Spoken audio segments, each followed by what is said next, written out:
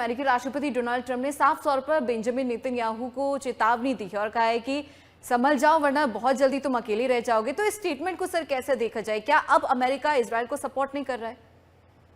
देखिए, ये बड़ा आपने अच्छा प्रश्न पूछा और इसके पीछे सारी कहानी है। इजराइल और अमेरिका में देखिए, ट्रंप को पता है, उसने थोड़ा सा एक्सेलरेटर दबाया है। ये क्रिश्चियनिटी वर्सेस इस्लाम की लड़ाई शुरू होनी, जो होनी है दुनिया में, आज नहीं होगी, कल होगी, 6 महीने बाद, साल भर बाद होगी।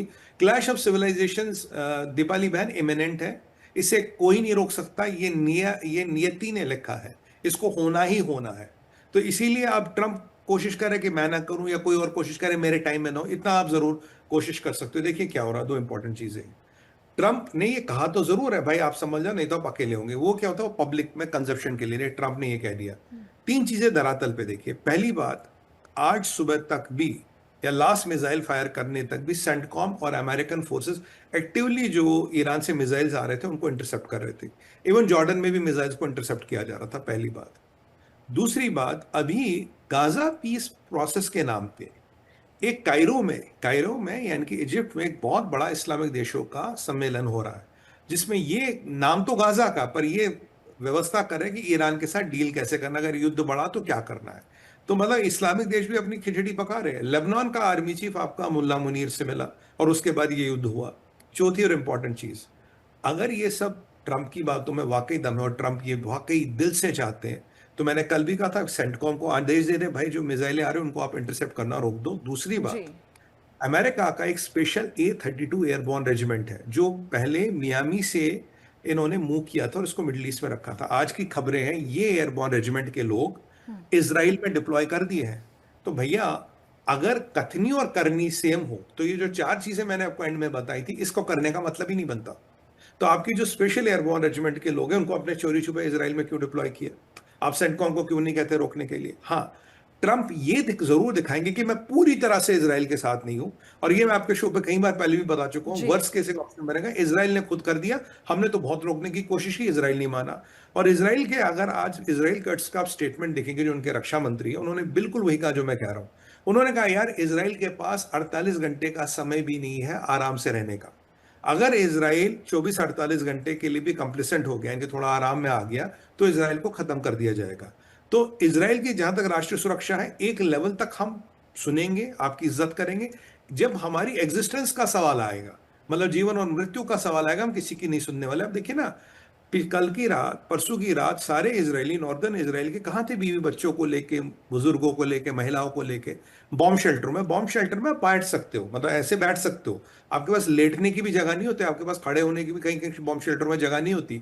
अब उनसे पूछिए जिनके 3-3 साल के बच्चे हैं, 90-90 साल के वृद्ध बॉम्ब शेल्टरों में ऐसे बैठे हैं, तो वो क्या अमेरिका की डील की और अमेरिका ट्रंप की राजनीति की बात सुनेंगे? नहीं सुनेंगे। एक लेवल तक सुनेंगे, उसके आगे नहीं सुनेंगे, और सुननी भी नहीं चाहिए। अब ट्रंप को लगता है कि भाई वो जहादियों के साथ कोई डील कर रहे हैं, कर सकते हैं, तो बड़ी बड़ी अच्छी बात है, ट्रंप को मुबारक हो। वैसे ट्रंप कह रहे थे मेरी बुधवार के तक डील हो रही है, पर ये उन्होंने नहीं बताया कौन सी बुधवार और कौन सा साल। अगर मैं उम्मीद करता हूं 2026 की बुधवार होगी और मई वाली बुधवार, जून वाली बुधवार होगी और 2026 साल होगा। वैसे ट्रंप ये कह चुके हैं। बट मुझे देखिए, अगर मैं इसराइल का आपको पर्सपेक्टिव बताऊं, जी। इसराइल, अगर मैं आपको ईरान का पर्सपेक्टिव बताऊं, ईरान ने कहा भाई अभी जो परिस्थिति हो रही है, हम कोई भी डील अमेरिका के साथ करने को तैयार नहीं है, हमारे अमेरिका पे कोई भरोसा नहीं, और $26 बिलियन जब तक रिलीज नहीं करोगे हम कोई डील नहीं करेंगे। आप देखिए ईरान की क्या परिस्थिति है। कहते हैं ना, जो ईरान के पास, अब एक अंग्रेजी में कहावत है, नथिंग टू लूज, मेरे पास कुछ खोने को ही नहीं बचा। अब जो अभी ईरान की परिस्थिति, उनके पास कुछ खोने को नहीं बचा। तो जब ये रेजिम डेस्परेट होगी, ये हर चीज करेगी, हर आखिरी सट्टा तक लगाएगी। क्योंकि नॉर्मल जो नेगोशिएशन वाला प्रक्रिया था, अगर 2 महीने पहले करते तो कुछ बच जाता। अभी जिस लेवल की अर्थव्यवस्था की वाट लगी है, वाहिदी को लेके अभी भी कंफर्मेशन नहीं है जिंदा है मरा है, मुज्तबा खमेनी को लेके कंफर्मेशन नहीं है जिंदा मरा है, कुछ लोग कह रहे हैं जिंदा, कुछ कह रहा नहीं है। वाहिदी का ईरान के मीडिया ने भी कहा मरा, पर कोई ऑफिशियल कंफर्मेशन नहीं है। और इसराइल के निशाने पे अभी कौन कौन है ये नहीं पता। हाँ, ट्रंप ने जरूर कहा कि आप नहीं मानोगे तो आप अकेले हो। क्या अकेले का मतलब है कि ट्रंप डिफेंस भी नहीं करेगा, या अकेले का मतलब है कि ट्रंप अटैक नहीं करेगा इसराइल के साथ? इस चीज की क्लैरिटी नहीं है। मेरा मानने का मतलब है, अकेले का मतलब है डिफेंस तो करते रहेंगे पर अटैक नहीं करेंगे। याद कीजिए, जब ईरान और इसराइल का लास्ट ईयर लगभग इसी समय युद्ध हुआ था, तब जी। भी अमेरिका ने डिफेंस किया था, अटैक नहीं किया था। तो अगर आप उसको अकेले की डेफिनेशन कहते हो तो ठीक है, इसराइल तो अकेले भी लड़ लेगा, क्योंकि आपने जो ईरान की भी हालत की है अमेरिका और इसराइल ने मिलके, इस लेवल पे ईरान के लिए इसराइल अकेला है निपटने के लिए, उन्हें शायद अमेरिका की जरूरत ना पड़े। और हाँ, जब इसराइल लड़ता है वो कोई रूल नहीं मानता।